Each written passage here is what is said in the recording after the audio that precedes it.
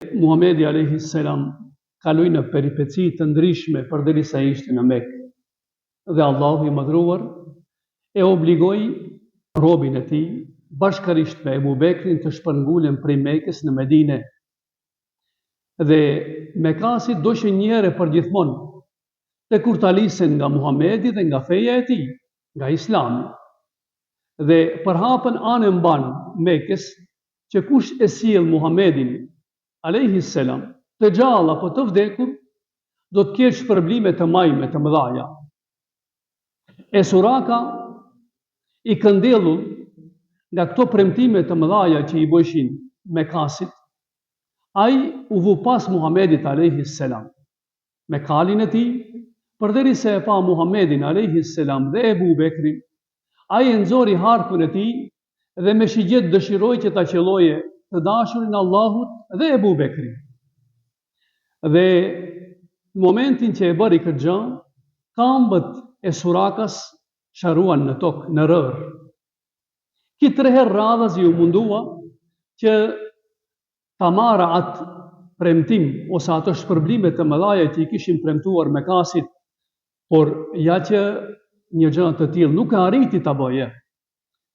Nga se Muhamedi alayhi salam në momentin e parë që e pa këtë person, pra Surakën, që është duke vepruar në këtë mënyrë, ju drejtua Allahu xhaleshanu me fjalët: o Zot, më shpëto nga ky njeri, si të duash dhe me çfarë të duash.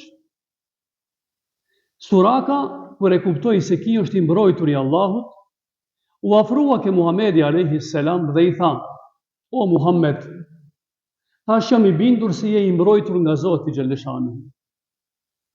A bën të më premtojsh diçka që vërtet të fleje qejet zemra ime?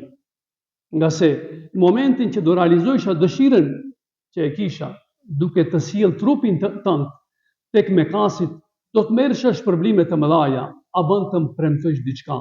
Thot Muhamedi alayhi salam, të premtoj bilizikin e Kisrës. Thot, kush është ky Kisra? Thot, është mbreti i Persisë.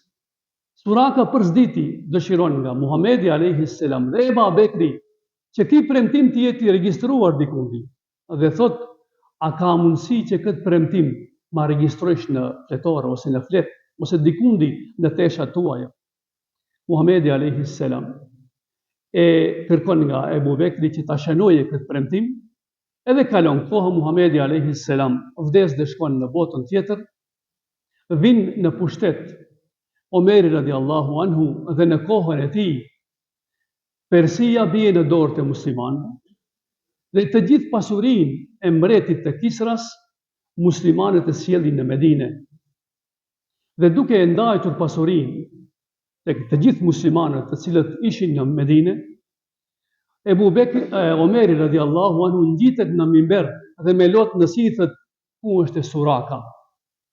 Dhe tregon rastin se si ka ndodhur në kohën e Muhamedit alayhi salam dhe thot: o Suraka, erdhi koha që ta shijojsh edhe ti, ta përjetojsh edhe ti realizimin e premtimit të Muhamedit alayhi salam, kur të premtoi se në dorët tuaja do t'i kesh bilizikët e mbretit të Persisë, pra mbretit Kisra.